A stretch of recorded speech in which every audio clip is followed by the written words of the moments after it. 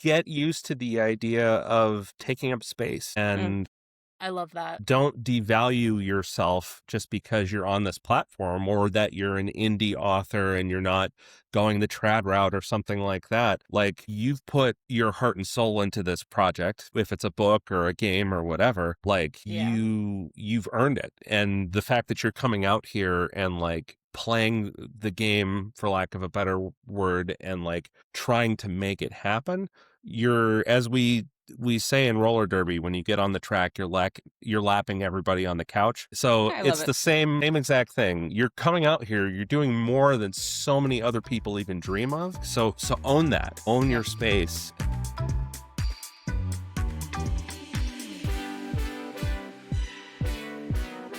Hey guys, and welcome back to Untitled Work in Podcast. I am your co-host, Darcy. And I'm Lauren. And today with us, we have a special guest, Ira Brand, author, freelance layout designer, and head of crowdfunding and fulfillment for Wraithmarked Creative. She has helmed over 30 successful Kickstarter campaigns and currently serves on Kickstarter's Creator Advisory Council. Dang. Yeah, it's pretty impressive, Ira. Well, to kick us off, let's get a little feel about you. What is your next TBR, or if you prefer audiobooks, your TBL? Oh God. Let's start off with easy questions. Yeah. I promised this was going to be easy. Sorry. So, I think my next read is going to be Between Two Fires by, is it Christopher Buehlman, I think is the author. Okay. It's a I'm on a medieval horror kick. And Nice. I read Starving Saints by Caitlin Starling last year, and it was probably my favorite book of the year. I immediately jumped into a couple of other like novella length medieval horror books, and this one, it was indie published and got picked up and went trad and kind of blew up. So there you go. It has something going for it. So I want to know what the hubbub's about. Yeah, absolutely. Wait, is that a novella? No, it's a full-on novel. It's a full novel. Okay, Yeah. okay. That's cool. I love to hear that people actually read novellas, though. Yes, that's good to know. Yeah. My TBR is going to get so long, like so long with all of our guests. They always say such really interesting books, and I'm like,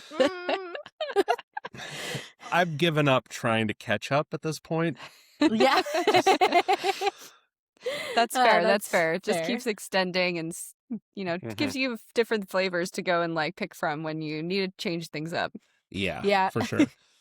My roommate calls me a dragon book reader, which is because books are like my dragon hoard. Doesn't mean I'm going to read them all, but I have so many of them. Oh, I love that so much. You want to read dragon books about dragons, but you hoard the books like a dragon. I was like, I'm going to have to ask Darcy what dragon books she's reading. I love dragon books. I have a lot of those.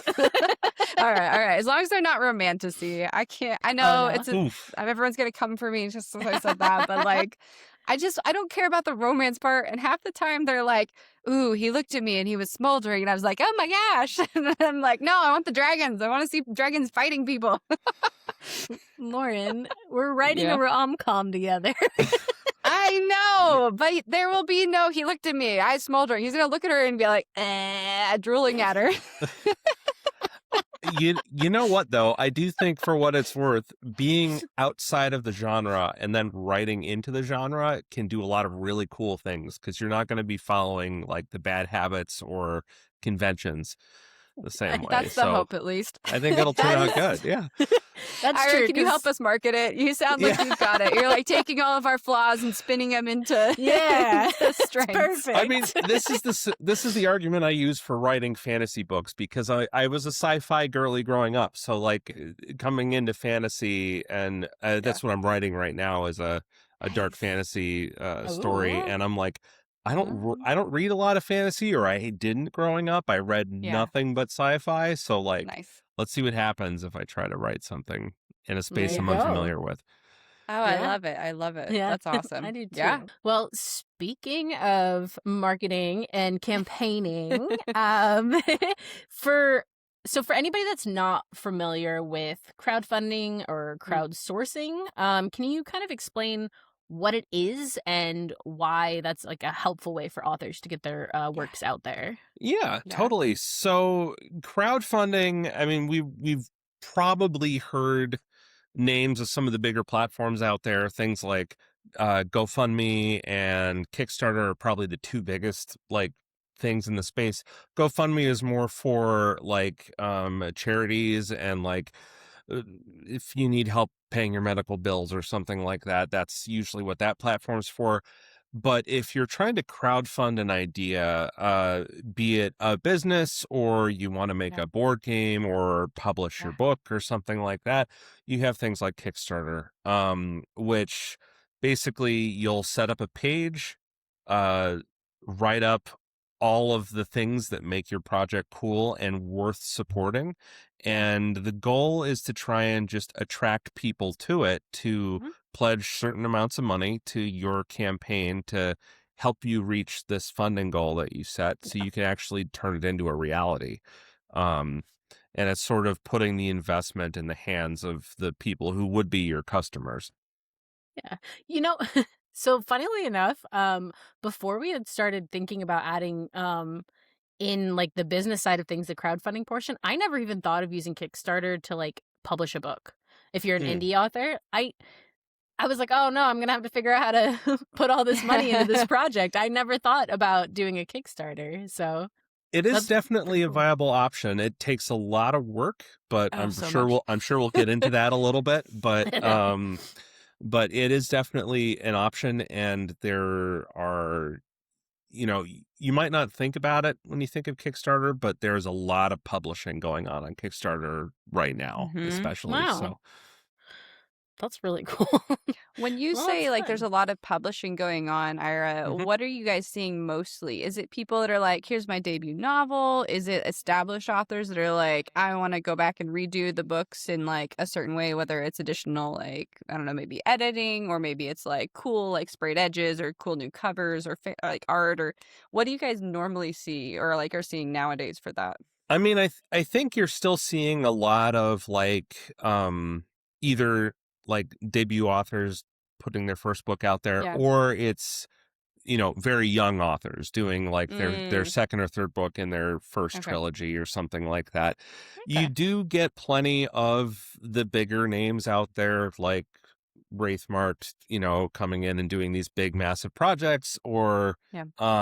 Brandon Sanderson popping in and dropping a secret project. Um Oh, but those, they get all the attention, but there are fewer of them. So I think most of it is okay. still very much in the indie space, Okay. especially That's cool. in publishing, less so in other Yeah. corners of the platform, but in publishing for sure. Mm, okay. That makes Okay. sense. Yeah. That's really cool though. For younger authors too, like you have like kids that write books and everything like that. And of course, they don't have jobs to like get the money. So a, a That's what Kickstarter is parents a are for, great Darcy. What are you idea. talking about? Listen.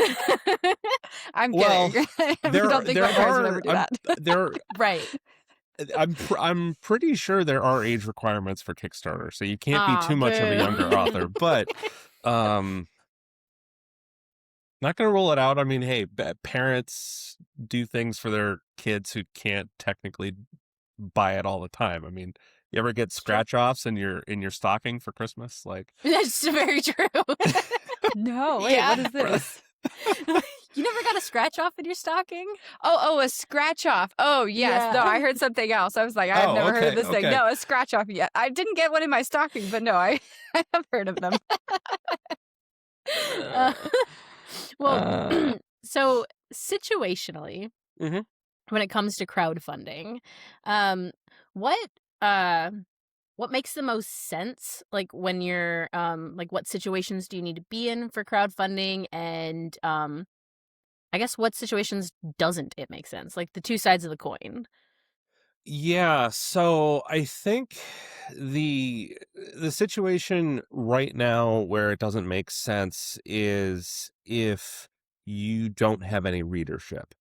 You don't want to come in completely cold and just drop yeah. your book without Hmm. any prior marketing or getting like, ARC reviews set up, and like you want to get your book out there at least digitally to start building up a readership, building up a fan base, networking with fellow like authors on social media, things like that. You need to sort of build that network behind you a little bit before you jump right in, because while there is a lot of organic engagement on the platform, it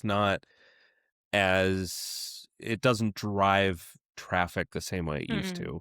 There Okay. were days, back when I ran my first campaign on Kickstarter, like 10 or 15 years ago, where you could just kind of like build a campaign and launch it without any work and get funded. And, you could, everyone was there and everyone was looking for the next big thing to blow up, and that sort of settled out. So now you do kind of have to bring your audience with you a little bit. Okay. That makes sense. That actually brings up a really interesting question. I mean, we're, talking about people were there looking for the next big thing to blow up. And I think that's kind of transitioned into the fan fiction realm a little bit right now, where people are looking for like what's blowing up. I'm just going to like literary agents, publishing houses are looking for what's big and just grabbing it and going. When you say looking for the next big thing to blow up, is that what you mean? Like literary agents or publishing houses would see something like skyrocketing and people would get behind and they would come and jump in on top of that or scoop them up into trad? Or what was kind of some of those Cinderella situations?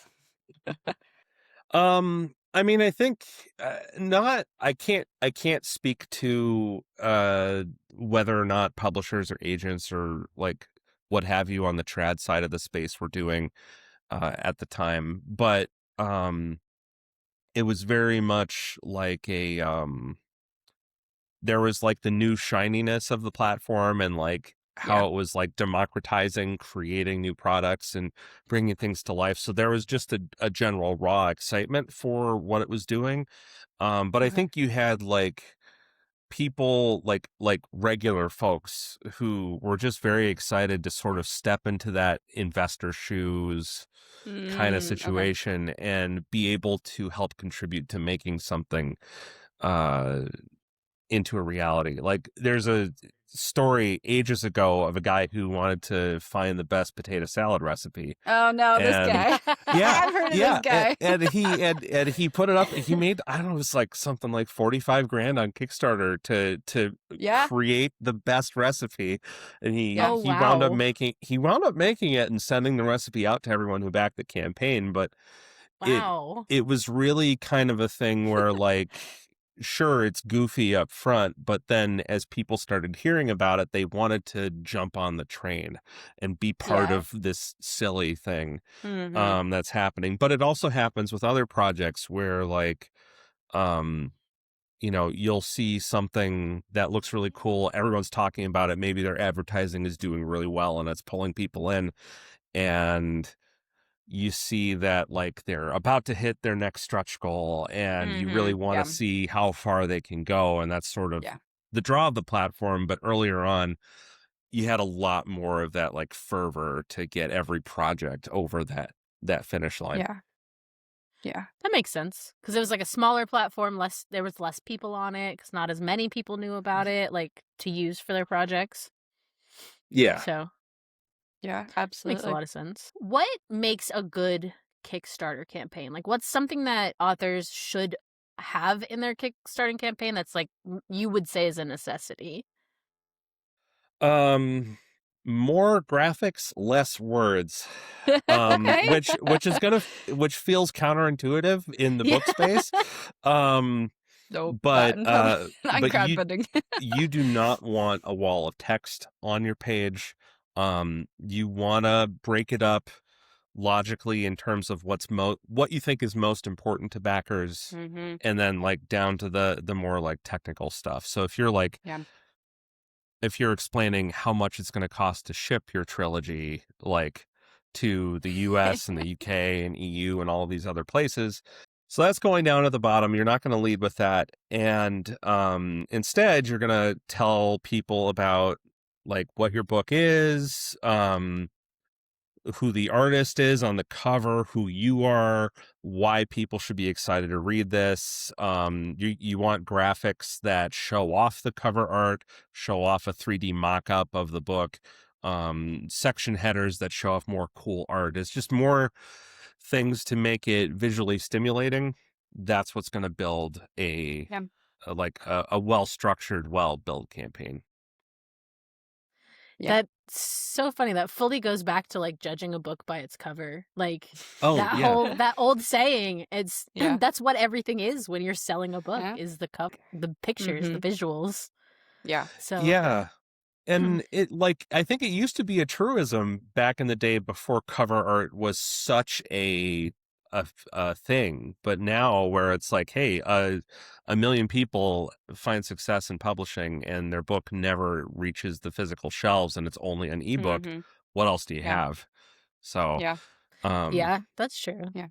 So besides, like, obviously, of course, the photos and everything that you have already explained that you would use, what are creative ways for people to implement something a little bit more unique into the Kickstarter campaign? Like, they have the videos, or the visuals, they have the book covers, but what's something creative they can do to, like, really make it pop? So like a few things, obviously, like know your audience, right? That's the first thing, is sometimes these ideas work great for some people and not for others. I know, the one of the recent Dungeon Crawler Carl campaigns that ran on Kickstarter, you could buy like branded boxers that like the character wears. That works great for that because the book is really irreverent and silly like that, but you're not going to put that on like Alchemized or something like that because it doesn't fit. Is that the book series with the guy who runs around in his underwear in a sci-fi thing with a cat or something? I literally just had a friend send me a reel for this, and I was like, "What are you talking about? What is this?" It is a wild, entertaining thing. I don't want to say anything more than that. No, I appreciate that. You truly need to experience it, like going in cold. That's so funny. So that's the first thing, knowing your audience, knowing things that your audience might be interested in.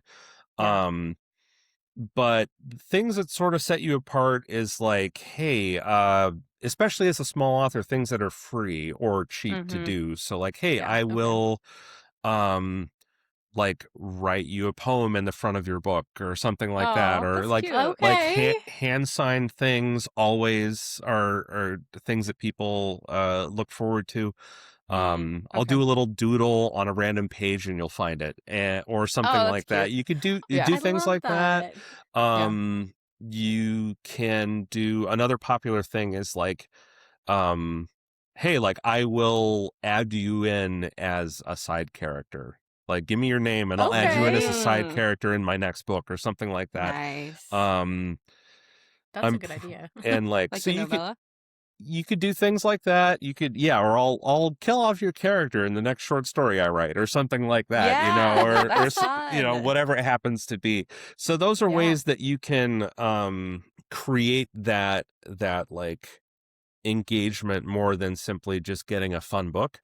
And like people go crazy for that stuff. They want to, the whole point of Kickstarter is getting involved. Being part of like this thing, and what is more being part of it than actually becoming part of it.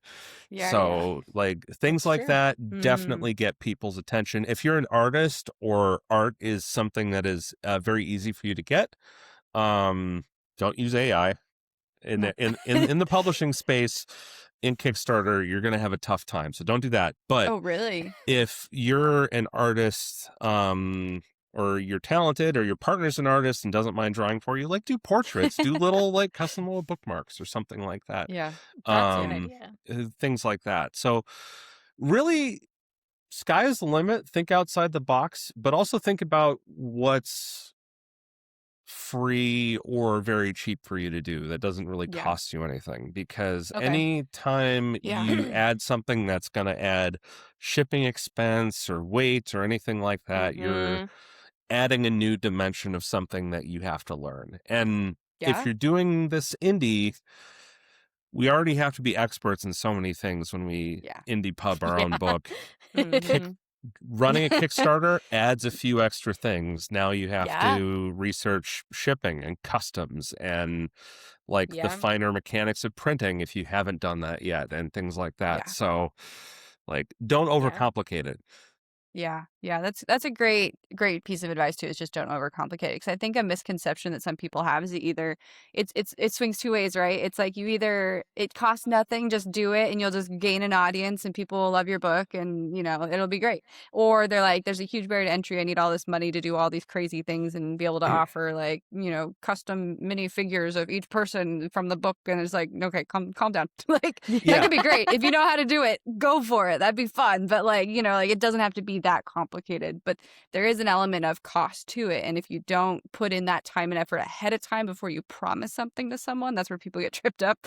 It's like if you don't understand it before you offer it, then you're gonna run into some challenges that either could cost you way more than you anticipated in time and money, or you could end up letting people down, or you could end up getting in trouble for not being able to fulfill something you promised. Yeah. I was just gonna say, as a in writer's terms, you kind of have to be a plotter when it comes to your crowdfunding. You gotta don't pants this thing. You gotta outline it. You gotta set it up. You gotta be like, okay. As a pantser, it pains me to agree with you, but I'm also a pantser, so I get it. But you're absolutely right. My first don't campaign, pants a crowdfunding campaign. It's not going to go well, and you're going to be very disappointed.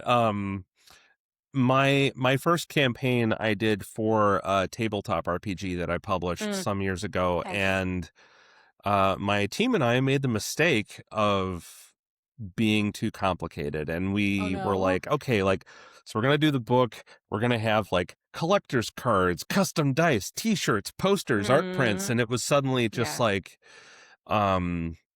you split up your audience into all of those different things, and suddenly you have to order 2 t-shirts that cost more because you couldn't order 50. And so the benefit to ordering more of 1 or 2 things is lost when you split it up between like 5 or 6 things.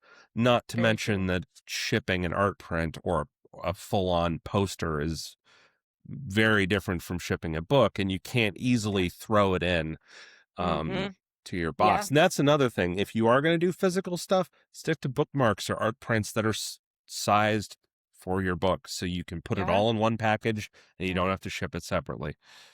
Ira, do you tend to see people when they do like the book box kind of thing that you're describing, that they end up almost building out like an ARC box when they do it well, like for this element of like shipping purposes, of like looking for things that can go well into a box that's about the same size of what they're going to ship their book? Or is there like a, I don't know what specific question I'm trying to ask, of just more of like, is there like a rhyme or reason to like building out something that's kind of more visually appealing, that's like a box, like a certain type of box? Or is it I'm not, so I will I'll be in being fully transparent. I'm not like super familiar with the like people who do build book boxes on Kickstarter. I have seen a couple.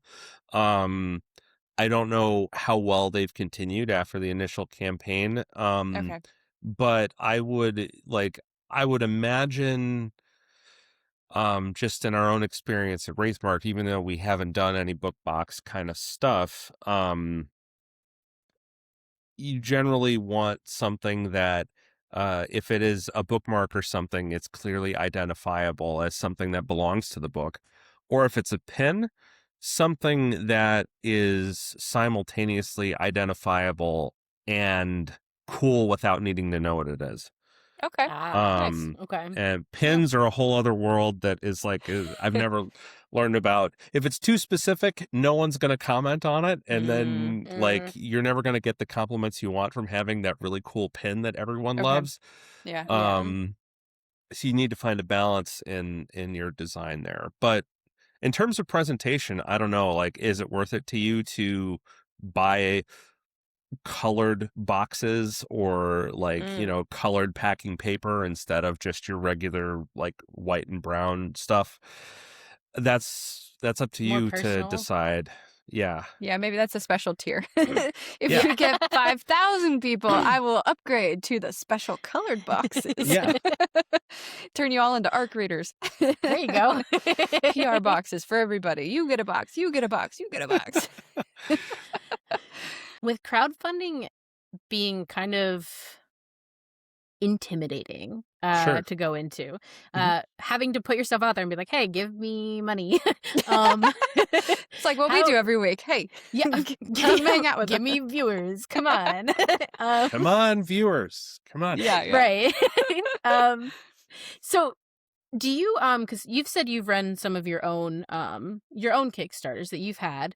Mhm. How have you found getting over that, I guess, if you did have anxiety around being like, hey, give me money? um, I I wish I wish I had a better answer for that, like some secret thing.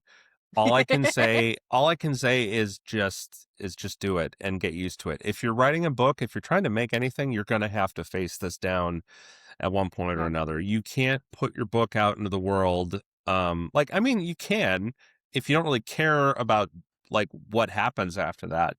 But I think most of us who are writing books want to see the book succeed, find readers and all of that stuff.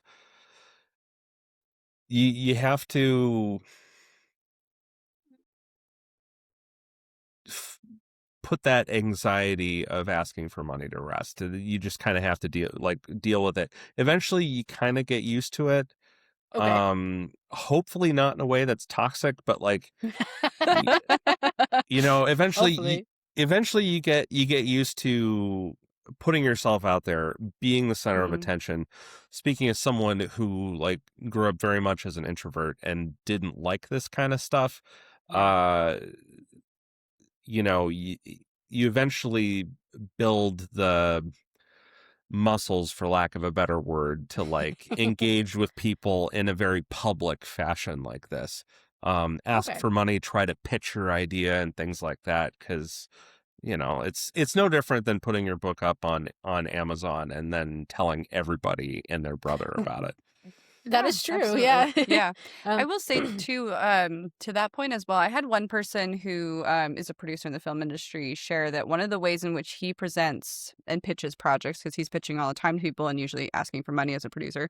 But one of the things he looks at is he's like, I look at it as I'm like sharing a journey with you. I'm telling you about like, hey, Right. this is an experience that you can come join me on. And it becomes more of an invitation to go do something cool with somebody. And because Kickstarter is all about not like promising like investment dollars or you can't do any of the investment stuff. It's all like you can get the book, you can get these cool things, you can get like, all the different like perks, I think is what they call them, that you can offer. It's like these are things you're inviting someone to come and enjoy with you, to come be a part of the journey and the experience with you. And so I think if you frame it that way too, it might help a little bit in general when going out. You're not thinking, oh, I'm asking people to give me $20. Instead, you're like, I'm inviting someone to come join me on this journey, and they could come join and get this thing, or they could come join and get this thing. And stuff costs money. So obviously there's a cost associated with it. So it's like, Yep. it's less of like, give me your dollars and more of like, come have fun with me. Come do this cool thing with me. Come join this crazy story that I came up with and now I'm now sharing with you. Yeah. And Yeah. yeah, that's absolutely right. It's a great perspective to have, is like you're not begging for money. That's not what this is. You're being like, "Hey, I have this really cool idea. Yeah. Like come with me and we'll turn this into something." And, you know, maybe it grows from there and it turns into something even cooler. And you Yeah. can say you were there first before it was cool and Yeah. before There everyone you else go. showed up. So Yeah. like Hipsters. Yeah. but also like and not for nothing, like get used to the idea of taking up space and I love that. don't devalue yourself just because you're on this platform or that you're an indie author and you're not going the trad route or something like that. Like you've put your heart and soul into this project, if it's a book or a game or whatever. Yeah. Like Yeah. you've earned it. And the fact that you're coming out here and like playing the game, for lack of a better word, and like trying to make it happen, you're, as we say in roller derby, when you get on the track, you're lapping everybody on the couch. So I love it's it. the same exact thing. You're coming out here, you're doing more than so many other people even dream of. Yeah. And like, so own that, own Yep. your space, and like Yeah. you deserve to make this happen if you're putting yourself out there. I love that roller derby quote. Also, you have so many things that you do. You have such a busy life. Many secret talents. Seriously. That's so funny. She's like, if it's something, I'm going to do it. I mean, I don't know. I don't know. I love it. I like doing fun stuff. I don't know what to say. There you go. Hey. Great. No, that's awesome. I like too your "just do it" line. I think honestly, Nike went into the wrong field. It shouldn't be about shoes. It should be a publishing house. Just do it. Yeah. But I think that's probably the biggest thing. I think any artist, like, their biggest fear, right, is that taking up space. Though, Yeah. imposter syndrome is like the worst thing ever when you're an artist. I think personally, 100%, absolutely. I think that advice is like really sound and really solid, though, about, you're allowed to take up space, so take up the space. It's there for you to do it. So I really enjoyed That's why that. we have the internet. There's no space requirements. Yeah. And even in the publishing world on Kickstarter, like, we're not competing with each other. Like, just because you're launching your book the same time I'm launching my book, like, I'm not stealing backers from you or like dollars. We're all in this together, and we can lift each other up all together too. When Brandon Sanderson launched his first campaign on Kickstarter and made like whatever, like, ridiculous amounts of money, literally everyone else on the platform who was running a book campaign at the time got a significant bump, just because people came in and you had new people looking at the platform that weren't there. That makes sense. I know the campaign that we were running at the time here at Wraithmarked got like a 20% bump over what we were doing at the time. So, like, all that being said, like, yeah, we're not competing. We're all here to help each other out. We all have our unique stories to tell. So, like, jump in and get connected with the community here, because it's a great place. Yeah. Nice. I love it. Community. Actually, that's what we're all about. Yes, absolutely. So, Ira, as far as like Wraithmarked goes, can you walk us through what you guys do and how that ties into crowdfunding campaigns? What we do primarily, we have published like books first party before, but primarily what we do is we work with pre-existing authors to make like high-end deluxe editions of their existing works. And that kind of ranges like from authors of all sizes. We have some authors, like, I think right now we have a campaign running for Andrew Rowe's third book in his Arcane Ascension series. That is a like a progression fantasy series from like the lit RPG space, where we got our start and where we kind of cut our teeth. So like kind of a more niche genre, versus, we've also worked with like V.E. Schwab to work on the first book in the Shades of Magic series. And so we're kind of all over the place in terms of like who we're working with and how big the authors are and such.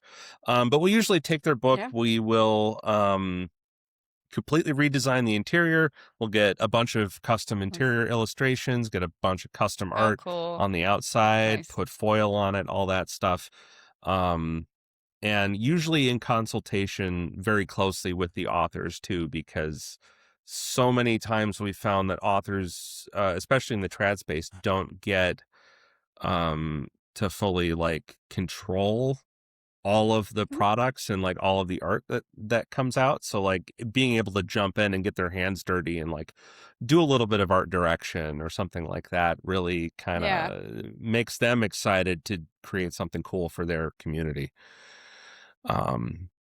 Nice. So yeah, that's pretty much what we That's do is we awesome. just find authors who want to do cool stuff and we make cool stuff. I love that. That's a great thing to have as your business like slogan. Yeah. Find cool Well, authors and do cool stuff. Yeah.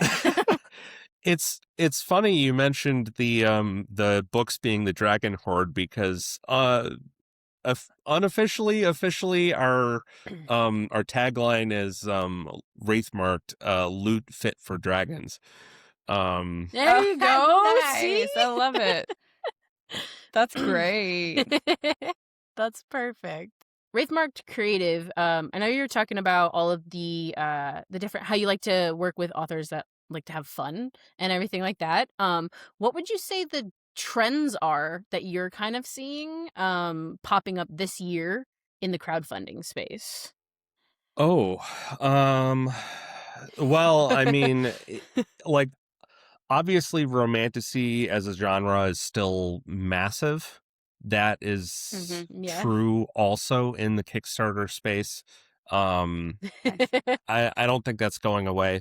Dungeon Crawler Carl has also made a lot of waves, even though it didn't start on Kickstarter. Because it's a lit RPG book and it's kind of in that sort of niche genre, it's sort of like doing the Brandon Sanderson thing where a lot of new readers are being exposed to this new genre that they've never heard of. So there's a lot more demand for it. There's a lot more people now marketing their lit RPG books on Kickstarter. So you have sort of the industry had this one big giant thing blow up, and now they're all chasing the trend to try and get what they can. Yeah. Okay. That's how it goes, right? Yeah. But those are always. the two big things I can think of right now. I feel like there's stuff that's always shifting. I think the conversation with AI, especially on the trad side, I think is making a lot more authors either go hybrid or go fully indie. So like you're seeing a lot more people Interesting. who may have been trad pubbed on a previous series are like, okay, well, I kind of want to do this myself, and then they'll sort of jump ship for one project and see how it does. So I think you're going to see a lot more diversity of authors in the space on Kickstarter. That's cool. Okay. Are That there is really any resources out there for an author who wanted to kind of either dip their toe in the crowdfunding space, or they're like, I just need to learn more about it, like more than beyond like what we've talked about in this podcast, and maybe can walk through some of the different elements of like, and I know Kickstarter has a ton of resources as well for people to check out. So if anyone's wanting to do crowdfunding and wanting to learn more, Kickstarter has lots of great stuff, but just maybe something that can give them like a guide or a walkthrough, or just like someone who's done it, maybe who's shared online about that process of what it's like, because there's so many things that go into this. Yeah. So I mean, first off, if you ever find me or reach out to me, I'm always happy to answer questions. I don't care how big or small of an author you are. But also, there is a really big Facebook group, if you happen to still be on Facebook, called Kickstarter for Authors. And it's run by Anthea Sharp, who's also on the Kickstarter advisory council with me. And she sort of built this group up to be like, God, it's like 20,000 people or something on it. I can't remember the actual number, but lots of people, all authors, like running their campaigns, supporting each other, answering questions, giving feedback. I know she's published a couple of like sort of, I don't know, self-help manuals on how to run Kickstarter campaigns. So you can look at Anthea's stuff. Sure. But also like, we're all in the space. We're all open books. So if you reach out, everyone's happy to answer questions. That's really cool. Facebook is surprisingly like a wonderful space for authors and writers to like really form like communities. It kind of surprises me that is like your first comment about like if you still use Facebook. It's But it's a huge community-based thing. It's Yeah. pretty impressive how much people still do Yeah. Oh my on Facebook. gosh. Yeah. I was Yeah. just the other day researching just like ARC readers so that we can do our ARC reader process like a little bit smoother than last time. And someone connected me with the Facebook group for ARC readers, and there's like 25,000 people in there for ARC Wow. readers. I was like, I don't have enough to send to everybody here. Like, holy crap. But like, and obviously not everyone's going to want, everyone's book, but it's just like there's like massive communities out there for people to jump in. So Yeah. I mean, yeah, it's surprising it's on Facebook, but I guess Facebook's still good for something besides keeping up with your grandma. Yeah. Also, like, don't shy away from Reddit if you're on Reddit at all. There are a lot of great writing communities up there as Yes. well, or even just going into the genre that you're a Nice. part of. Like, that's another way to also help build your audience. Is if I started my first book as a cyberpunk book, I hang out on the cyberpunk subreddit all the time, and just like talking to Nice. people. You don't have to peddle your stuff. Just like be a normal person with the people that are talking about your genre up there, and you'll Yeah. like not only build that audience, but you'll learn a lot and get a lot of feedback about what Yeah. makes a good Kickstarter Yeah. campaign for these people. Yeah. That is such Yeah. good advice, and something that has been echoed by so many other guests that have come on of like, take the pressure off of yourself for networking and just go in and join the community that, yes, maybe it's the audience that would enjoy your book, but just go and join and like interact and hang out and talk and just be a person, be a normal person. Yeah. Yeah. Yeah, you don't always have to peddle your stuff all the time. Yeah. Yeah. Sometimes you just got to make the connections, and that does it for you. Yeah. Mhm. Yeah. Yeah. Well, speaking of Facebook and social media and making connections, haha, excellent segue, Darcy. Thank you very much. When She's not speaking to herself in third person. Is there a fourth person on this episode? Yeah, my evil twin, Chad. Okay. Well, that's the first I've heard of that. We're how many episodes in? Poor Ira. Sorry. No. You bring the horror author on, and this is what you're gonna get. You find out about secret personalities and evil twins and all of that stuff. Yeah. Really, we You have get you to me. thank for this. Yeah. See, she gets me. She gets me.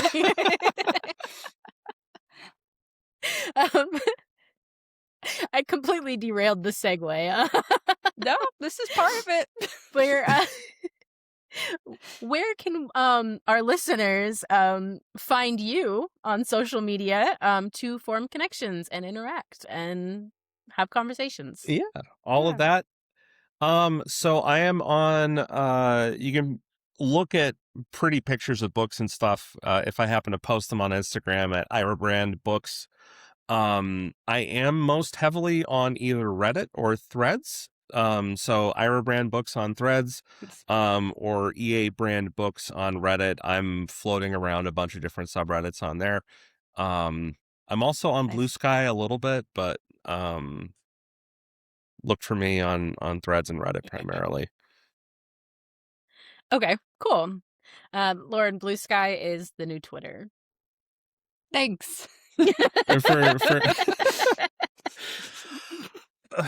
for those of we us, do have one, like, by the way. We do? for those of What? us refugees that needed to leave the dumpster fire. That's fine. Very fair. I still am not on Twitter, but apparently we're on Blue Skies, so follow us We there don't- too. I mean, you don't have to. There's like 2 posts. Cool. Just finding out But more we're social there. media platforms we're on. Great. Speaking of, Lauren, where can people find you on social media?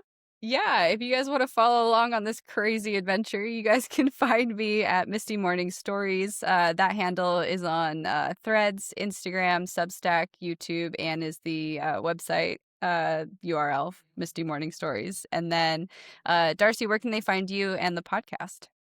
Yes. So podcast first, always. You can find it on TikTok at Untitled Work in Podcast. You can find it on Instagram as well at Untitled Work in Podcast, though most of if you want to stay up to date with like the current episodes a little bit faster, Misty Morning Stories is going to be your go-to.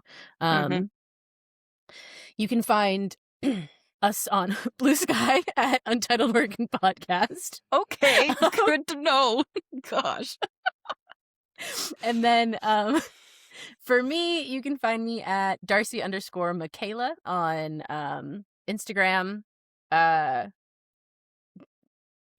I'm not telling you my Twitter. And my website is just darcymichaela.com. So, and you're also on Threads at Darcy_Michaela.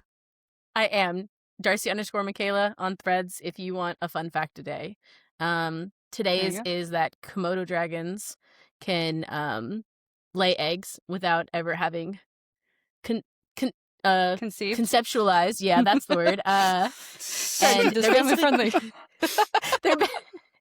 They're basically clones, and they're all male. Always when they're born, they're just a male clone. Huh. Wild. Today's fun fact brought to you by Darcy.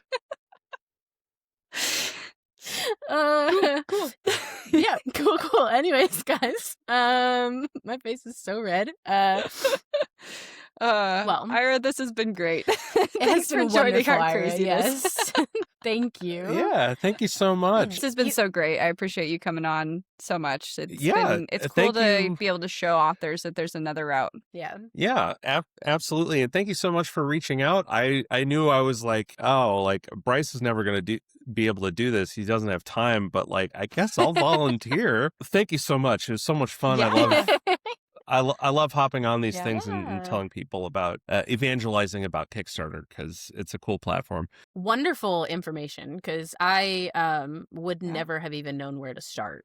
So really appreciate the information. I really hope so. I could teach a class on this stuff, and trying to condense it down into like an hour podcast is really tough sometimes. Yeah, No, I that's can totally imagine. understandable. Maybe that'll be your next series. You can do a YouTube series about how you would go about doing a crowdfunding campaign. We gotta write a curriculum and everything, and There you go. Yeah. Become a plotter. Become a plotter. That's my goal in life, is to make all I didn't wanna Pence's do plotters, that. apparently. Well, speaking of turning people into things that they're not, Oh, boy. I don't know where this is going. remember, everybody is a work in progress. It's a process. That was a lot better than I thought. I wasn't going to go totally off script. All right. Phew. All right. Well, amazing time, Ira. Thank you so much. Yes, thank you to thank everyone who you. made it this far. thank you. It was a lot of fun. Love it. Love Thank it. All right. you. Bye, guys. Bye. Bye.